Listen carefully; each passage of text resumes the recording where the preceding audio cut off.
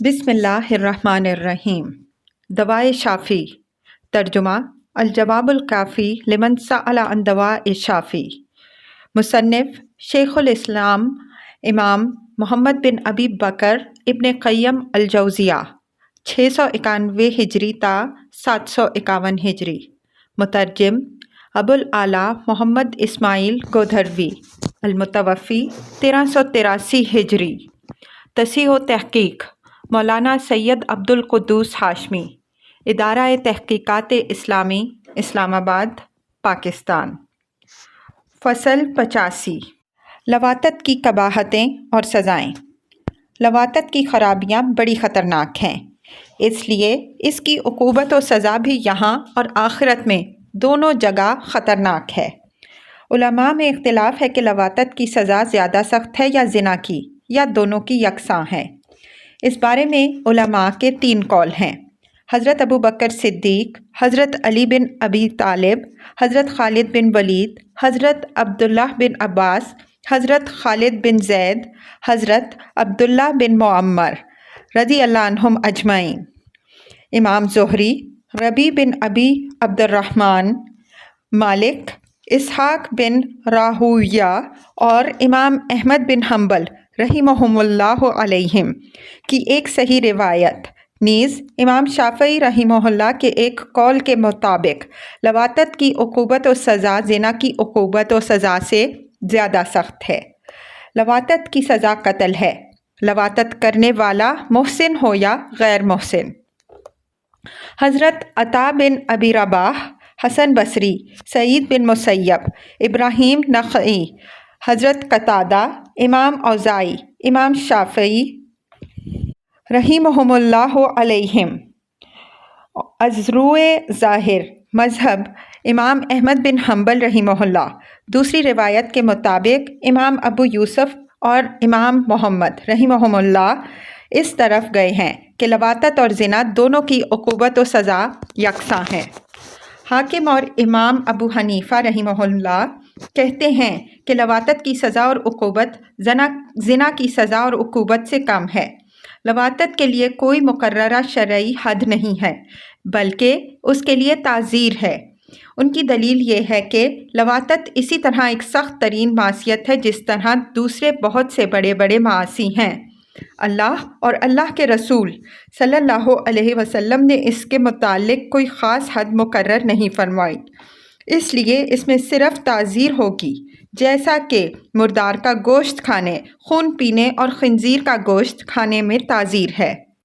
نیز ایک دلیل یہ پیش کرتے ہیں کہ لواطت میں شہوت کا استعمال ایسے مقام میں ہوتا ہے جس سے انسانی طبائع گریز کرتے ہیں، اسی وجہ سے شریعت نے اس کے متعلق کوئی خاص حد مقرر نہیں کی، جیسا کہ جانور اور گدھے کے ساتھ وطئی کرنے میں کوئی حد مقرر نہیں کی گئی۔ ایک دلیل یہ پیش کرتے ہیں کہ لواطت کو لغت، شرع اور عرف میں زنا نہیں کہا جاتا، اس لیے یہ ان نصوص کے تحت نہیں آتی جو زنا کی حد پر دلالت کرتی ہیں۔ نیز یہ لوگ کہتے ہیں کہ قواعد شرعیہ عموماً ایسے بنائے گئے ہیں کہ اگر معصیت اور گناہ طبعی اقتضاء کے ماتحت ہوں تو اقتضاء طبع کی وجہ سے شرع نے اس کے لیے حد مقرر کی ہے، جیسا کہ زنا، چوری، شراب نوشی وغیرہ کے لیے حد مقرر کر دی گئی ہے، کیونکہ یہ معاصی اور گناہ مقتضیات طبع سے سرزد ہوتے ہیں، اور مردار کھانے، خون پینے اور خنزیر کا گوشت کھانے پر حد مقرر نہیں، کیونکہ اس کا کھانا طبع انسانی کی مقتضیات کے خلاف ہے۔ علماء یہ دلیل بھی پیش کرتے ہیں کہ لواطت کی حیثیت بھی عینیہ وہی ہے جو چوپائے اور مردے کے ساتھ وطئی کرنے کی ہے۔ یہ امر بالکل واضح رہے کہ مرد کا مرد سے وطئی کرنا طبع انسانی کے سراسر خلاف ہے۔ اللہ تعالیٰ نے انسانی جبلت ہی کچھ ایسی بنائی ہے کہ ایک مرد دوسرے مرد سے وطئی کرنے سے سخت نفرت کرتا ہے، جس طرح یہ امر طبع انسانی کے خلاف ہے کہ ایک مرد دوسرے مرد سے اس کی خواہش مند ہو کہ وہ اس کے ساتھ وطئی و جماع کرے، بخلاف زنا کے اس میں دونوں جانب سے داعیہ موجود ہوتا ہے۔ نیز یہ علماء ایک اور دلیل پیش کرتے ہیں کہ دونوں قسم کے افراد یعنی فاعل اور مفعول اگر اپنی اپنی جنس سے فائدہ اٹھائیں تو اس میں حد نہیں ہے۔ مثلاً عورت عورت کے ساتھ مساحقت کرے تو اس میں حد نہیں، اس طرح اگر مرد مرد سے فائدہ اٹھائے تو حد نہیں ہوگی۔ قائلین قول اول یعنی جمہور امت جو اس کے قائل ہیں کہ لواطت کی عقوبت و سزا زنا کی عقوبت و سزا سے زیادہ ہے، کہتے ہیں کہ اس عقوبت و سزا پر صحابہ رضی اللہ عنہم اجمعین کا اجماع ہو چکا ہے۔ لواطت کے مفاسد حد سے زیادہ خطرناک ہیں، کسی دوسرے گناہ کے مفاسد اس کے مفاسد کے برابر نہیں، اس کے مفاسد کفر کے مفاسد کے قریب پہنچ جاتے ہیں، بسا اوقات قتل نفس سے زیادہ اس کی خرابیاں ظاہر ہوتی ہیں۔ اس کبیرہ گناہ کی سزا میں اللہ تعالیٰ نے کسی قوم کو قوم لوط سے پہلے اس طرح ہلاک نہیں کیا کہ اسے جڑ سے ہی اکھاڑ دیا ہو۔ اس قوم کو اس فعل بد کی وجہ سے اللہ نے وہ سخت سزا دی کہ دنیا کی کسی قوم کو ایسی سخت سزا نہیں دی۔ اسے ہلاک کرنے میں مختلف قسم کی عقوبتیں جمع کر دی گئیں، ان کی آبادی، ان کے مکان ان پر الٹ دیے گئے، انہیں زمین کے اندر دھنسا دیا گیا، آسمان سے ان پر پتھر برسائے گئے اور انہیں سنگسار کیا گیا، ان کی آنکھیں اندھی کر دی گئیں اور ہمیشہ کے لیے یہ عذاب ان پر لازم کر دیا گیا۔ اس قوم پر اللہ تعالیٰ کی خفگی سے ظاہر ہے کہ یہ جرم بہت سی خرابیوں کا موجب ہے، اتنا بڑا جرم کہ اس سے زمین کانپنے لگتی ہے۔ جس وقت زمین پر یہ گناہ ہوتا ہے زمین کے کنارے لرزنے لگتے ہیں، فرشتے یہاں سے بھاگ کر آسمان پر چلے جاتے ہیں، زمین کے دور دراز گوشوں میں جا کر پناہ لیتے ہیں، کیونکہ عذاب الہی کی صورت میں یہ بھی اس کی زد میں آ جائیں گے۔ زمین بارگاہ خداوندی میں پکار اٹھتی ہے، پہاڑ لرز جاتے ہیں۔ کسی انسان کو قتل کر دیا جائے یہ اس کے ساتھ لواطت کرنے سے بہتر ہے۔ ناحق قتل کر دیے جانے سے وہ شہید ہوگا، لیکن اس کے ساتھ لواطت کرنے کے بعد اسے قتل کیا جائے گا تو نجات ممکن ہی نہیں، وہ آخرت کی فلاح و نجات سے بھی محروم ہوگا۔ اس پر یہ استدلال پیش کیا جاتا ہے کہ قاتل کی حد مقتول کے ورثاء کے اختیار میں ہے، وہ چاہیں تو معاف کر سکتے ہیں اور اسے قصاص میں قتل ہونے سے بچا سکتے ہیں، لیکن لواطت میں تو حتمی طور پر حد جاری ہوگی اور رہائی ممکن نہیں ہے۔ اس حد پر اصحاب رسول اللہ صلی اللہ علیہ وسلم کا اجماع ہو چکا ہے۔ صحیح اور صریح احادیث جن میں کوئی ایک حدیث دوسری کی معارض نہیں، اس پر دلالت کرتی ہیں۔ حضرت صلی اللہ علیہ وسلم کے صحابہ رضی اللہ عنہم اجمعین اور خلفائے راشدین رضی اللہ عنہم اجمعین نے ان احادیث پر عمل کیا۔ حضرت خالد بن ولید رضی اللہ عنہ سے ثابت ہے کہ عرب میں انہوں نے ایک شخص کو دیکھا جو عورتوں کی طرح مرد کے ساتھ شادی کرتا تھا۔ انہوں نے خلیفہ اسلام حضرت ابو بکر صدیق رضی اللہ عنہ کو اس واقعے کی اطلاع دی۔ حضرت ابو بکر صدیق رضی اللہ عنہ نے صحابہ کرام رضی اللہ عنہم اجمعین کو جمع کر کے اس کے بارے میں مشورہ کیا۔ حضرت علی بن ابی طالب رضی اللہ عنہ نے سب سے زیادہ سخت رائے دی، فرمایا کہ دنیا میں صرف ایک ہی قوم اس جرم کی مرتکب ہوئی ہے اور آپ جانتے ہیں کہ اللہ تعالیٰ نے اس کے ساتھ کیسا معاملہ کیا، میری رائے تو یہی ہے کہ اسے جلا دیا جائے۔ چنانچہ حضرت ابو بکر صدیق رضی اللہ عنہ نے خالد بن ولید رضی اللہ عنہ کو یہ لکھ بھیجا۔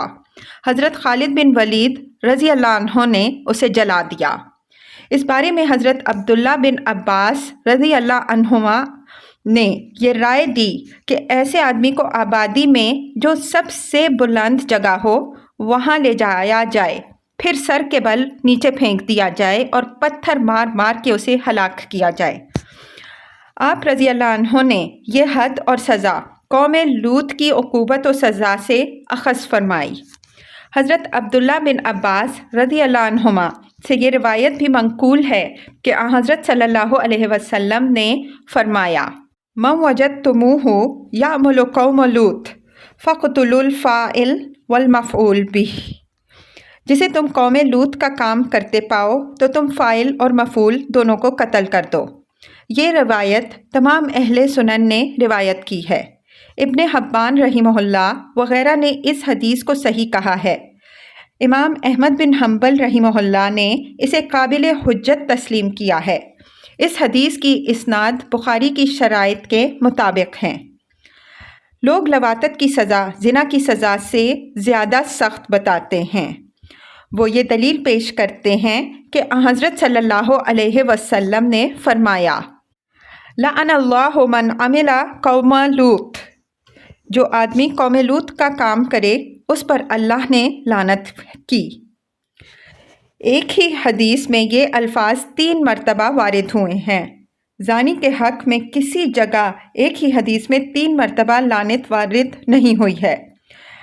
زنا کے علاوہ دیگر کبائر میں بھی لعنت وارد ہے، مگر صرف ایک ہی مرتبہ، اور یہاں لوطی کے حق میں 3 مرتبہ لعنت وارد ہوئی ہے۔ نیز حضرت صلی اللہ علیہ وسلم کے تمام صحابہ رضی اللہ عنہم اجمعین لوطی کے قتل پر متفق ہیں۔ کسی ایک صحابی رضی اللہ عنہ نے اس بارے میں اختلاف نہیں کیا ہے۔ کسی نے اگر کچھ اختلاف کیا ہے تو وہ قتل کی صورت ہے، یعنی کس طرح اسے قتل کیا جائے۔ نفس قتل میں کسی کو اختلاف نہیں۔ لوگ خواہ مخواہ کہتے ہیں کہ مسئلہ اختلافی ہے اور صحابہ رضی اللہ عنہم اجمعین کا اس میں اختلاف ہے، حالانکہ یہ صحابہ کرام رضی اللہ عنہم اجمعین کا اجماعی مسئلہ ہے، صرف صورت قتل میں اختلاف ہے۔ کہتے ہیں کہ زنا اور لواطت کے بارے میں اللہ تعالیٰ نے جو مذمت کی ہے، دونوں پر غور کیا جائے تو فرق واضح ہو جائے گا۔ زنا کے بارے میں ارشاد ہے، وَلَا تَقْرَبُوا الزِّنَا إِنَّهُ كَانَ فَاحِشَةً وَسَاءَ سَبِيلًا، بنی اسرائیل 32۔ اور تم زنا کے قریب مت جاؤ کہ یہ بے حیائی ہے اور برا راستہ ہے۔ اور لوطی کے متعلق ارشاد ہے، أَتَأْتُونَ الْفَاحِشَةَ مَا سَبَقَكُم بِهَا مِنْ أَحَدٍ مِّنَ الْعَالَمِينَ، اعراف 80۔ کیا تم بے حیائی کا ارتکاب کرتے ہو، ایسا برا کہ دنیا جہان میں تم سے پہلے کسی نے نہیں کیا۔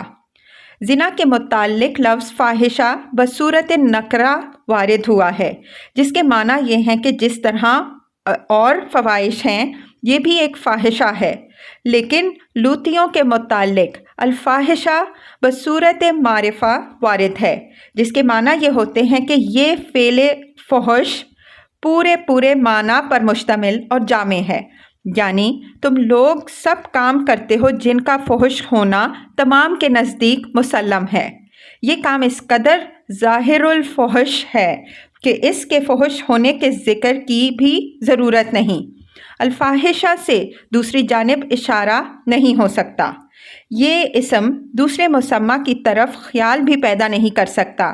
یہ بے عینیہ اس قول کی نظیر و مثال ہے جو فرعون نے حضرت موسیٰ علیہ السلام سے کہا، وَفَعَلْتَ فِعْلَتَكَ الَّتِي فَعَلْتَ، الشعراء 19۔ اور کیا تو نے وہ حرکت نہیں کی جو تو کر گزرا، یعنی تم نے ایسا کام اور برا کام کیا جس کی برائی بالکل واضح ہے، اس کی برائی سے ہر ایک واقف ہے۔ اس کے بعد اللہ تعالیٰ اس فعل کی برائی کو سخت انداز میں پیش کرتا ہے کہ یہ ایسا بدترین فعل ہے کہ تم سے پہلے کسی نے نہیں کیا۔ ما سبقکم بہا من احد من العالمین، یہ کام دنیا جہان میں تم سے پہلے کسی نے نہیں کیا۔ مزید فرمایا گیا ہے، انکم لتأتون الرجال، اعراف 81، تم مردوں کے ساتھ برا کام کرتے ہو، یعنی یہ ایسا برا کام ہے کہ اس کے سننے سے قلوب لرز جاتے ہیں اور کان پھٹ جاتے ہیں کہ مرد کے ساتھ ایسا کام کرتا ہے۔ یہی وجہ ہے کہ اللہ تعالیٰ نے یہ تنبیہ فرما دی ہے کہ یہ کام ہرگز کرنے کا نہیں۔ یہ فعل محض شہوت رانی کی غرض سے کیا جاتا ہے۔ وہ ضرورتیں اس سے پوری نہیں ہوتی جو مرد اور عورت کے جوڑے سے وابستہ ہیں۔ مثلاً مرد عورت کی طرف مائل ہوتا ہے اور اس سے اپنی حاجت پوری کرتا ہے۔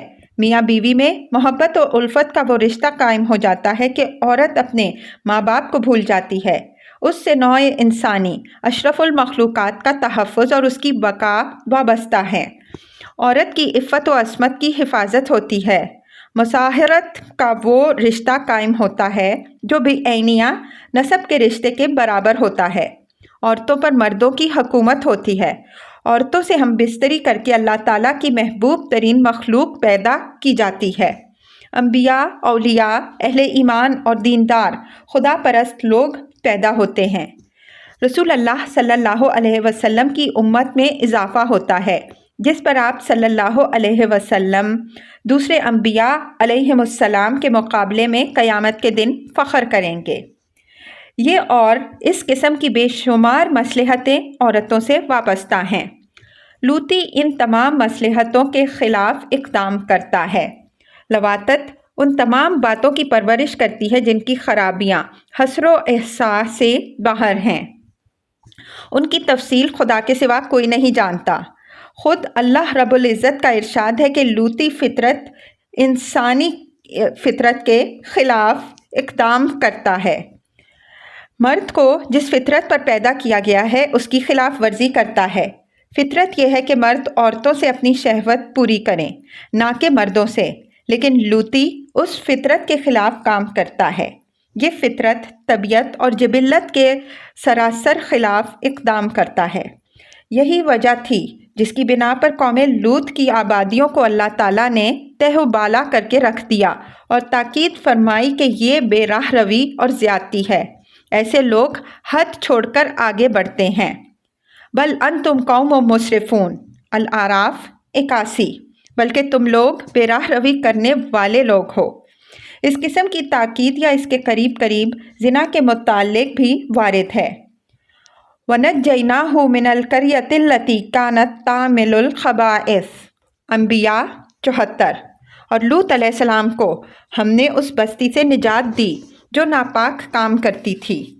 اس کے بعد اللہ تعالیٰ اس قوم کے دو مکروہ وصف بیان کر کے اس کی انتہا درجے کی قباحت کو واضح فرماتا ہے۔ اِنَّهُمْ كَانَا قَوْمَ سُوءٍ فَاسِقِينَ، انبیاء 74۔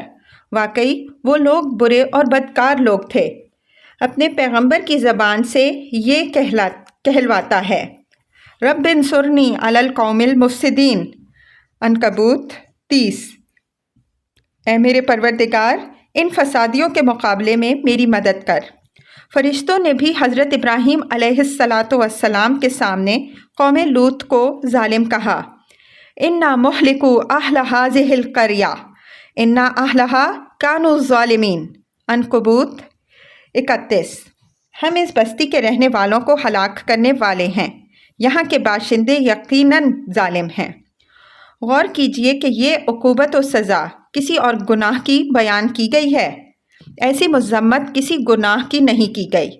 حضرت ابراہیم علیہ السلام اس قوم کے بارے میں کچھ حجت پیش کرتے ہیں اور عذاب کے ٹل جانے کی بات کرتے ہیں تو فرشتے جواب دیتے ہیں، یا ابراہیم اعرض عن ھذا انہ قد جاء امر ربک وانہم آتیہم عذاب غیر مردود، ہود 76۔ اے ابراہیم، یہ بات چھوڑ دو، تمہارے رب کا حکم آ چکا ہے، ان پر عذاب اتر کر رہے گا، ٹلنے والا نہیں ہے۔ ان لوطیوں کے تمرد اور غرور پر غور کیجیے، ان کی خباثت و سرکشی کس درجے بڑھی ہوئی تھی۔ یہ فرشتے جب نہایت خوبصورت انسانی شکلوں میں حضرت لوط علیہ السلام کے ہاں پہنچتے ہیں تو لوطی حضرت لوط علیہ السلام کے مکان پر دوڑ پڑتے ہیں۔ اللہ تعالیٰ کا یہ پیغمبر انہیں دیکھ کر گھبرا جاتا ہے اور کہتا ہے، یا قومی ہؤلاء بناتی ہن اطہر لکم فاتقوا اللہ ولا تخزونی فی ضیفی الیس منکم رجل رشید، ہود 78۔ اے میری قوم، یہ میری بیٹیاں نہایت پاک دامن ہیں، تمہارے لیے موجود ہیں، تم اللہ سے ڈرو اور میرے مہمانوں کے مقابلے میں مجھے رسوا نہ کرو، کیا تم میں کوئی بھی بھلا آدمی نہیں ہے؟ حضرت لوط علیہ السلام اپنے مہمانوں کی عزت و آبرو بچانے کے لیے اپنی لڑکیاں پیش کرتے ہیں کہ لوگوں، میری لڑکیوں سے تم شادی کر لو مگر میرے مہمانوں کو نہ چھیڑو، میرے لیے یہ شرم اور عار کا موجب ہے۔ اس کا جواب یہ متمرد لوگ کیا دیتے ہیں، اس پر بھی غور فرمائیے۔ لقد علمت ما لنا فی بناتک من حق وانک لتعلم ما نرید، ہود 79۔ تم جانتے ہو کہ ہمیں تمہاری بیٹیوں کی کوئی ضرورت نہیں، جو ہماری غرض ہے وہ تم خوب جانتے ہو۔ اللہ کا پیغمبر ٹھنڈی سانس لیتا ہے اور کہتا ہے، لو ان لی بکم قوۃ او آوی الی رکن شدید۔ ہود 80۔ کاش مجھ میں تمہارے مقابلے کی طاقت ہوتی یا کسی زبردست سہارے کی پناہ مل جاتی۔ یہ سن کر اللہ تعالیٰ کے بھیجے ہوئے فرشتے حضرت لوط علیہ السلام کو حقیقت حال سے مطلع کرتے ہیں اور کہتے ہیں کہ آپ گھبرائیے نہیں، وہ نہ ہمارا کچھ بگاڑ سکتے ہیں نہ آپ کو دکھ دے سکتے ہیں، ہمیں اللہ تعالیٰ نے ان کی ہلاکت کے لیے بھیجا ہے۔ اِنَّا رُسُلُ رَبِّكَ لَن يَصِلُوا إِلَيْكَ۔ ہود 81۔ ہم تمہارے رب کے بھیجے ہوئے فرشتے ہیں، ان کی رسائی تم تک نہیں ہوگی۔ پھر انہیں اللہ تعالیٰ کی بشارت دیتے ہیں کہ وہ لوطیوں کے لیے عذاب لے کر آئے ہیں۔ کہتے ہیں، فَأَسْرِ بِأَهْلِكَ بِقِطْعٍ مِّنَ اللَّيْلِ وَلَا يَلْتَفِتْ مِنْكُمْ أَحَدٌ إِلَّا امْرَأَتَكَ إِنَّهُ مُصِيبُهَا مَا أَصَابَهُمْ إِنَّ مَوْعِدَهُمُ الصُّبْحُ أَلَيْسَ الصُّبْحُ بِقَرِيبٍ۔ ہود 81۔ تم کچھ رات گئے اپنے گھر والوں کو لے کر چلے جاؤ اور تم میں سے کوئی مڑ کر نہ دیکھے، ہاں تمہاری بیوی ضرور مڑ کے دیکھے گی، اس پر وہی عذاب آئے گا جو ان لوگوں پر آئے گا۔ ان کا مقررہ وقت صبح ہے، کیا صبح کا وقت قریب ہی نہیں ہے؟ اللہ کا پیغمبر جب ان کی ہلاکت میں کچھ دیر پاتا ہے تو کہتا ہے کہ عذاب جلد اترنا چاہیے۔ فرشتے کہتے ہیں کہ ہاں جلد سے جلد عذاب نازل ہوگا۔ الیس الصبح بقریب۔ ہود 81۔ کیا صبح کا وقت قریب نہیں ہے؟ اللہ کی قسم، اللہ کے دشمنوں کی ہلاکت و بربادی، اللہ کے پیغمبر اور اللہ کے دوستوں کی نجات میں سحر سے لے کر طلوع فجر سے زیادہ وقت نہیں گزرا۔ اللہ کے دشمنوں کی آبادیاں بنج اور بن سے اکھاڑ دی گئیں، آسمان کے قریب تک لے جائی گئیں اور اس قدر اونچی لے جائی گئیں کہ آسمان کے فرشتے ان کے کتوں اور گدھوں کی آوازیں سنتے تھے۔ وہ فرمان الہی جو رد نہیں ہو سکتا۔ اللہ کے بندے حضرت جبریل علیہ السلام کے سامنے دہرایا گیا کہ انہیں الٹ دو، اوندھا کر دو اور ہلاک کر مارو۔ فلما جاء امرنا جعلنا عالیہا سافلہا وامطرنا علیہا حجارۃ من سجیل۔ ہود 82۔ غرض جب ہمارا عذاب آ پہنچا تو ہم نے اس بستی کو زیر و زبر کر دیا اور کنکریلے پتھر ہم نے ان پر تہ بتہ برسائے۔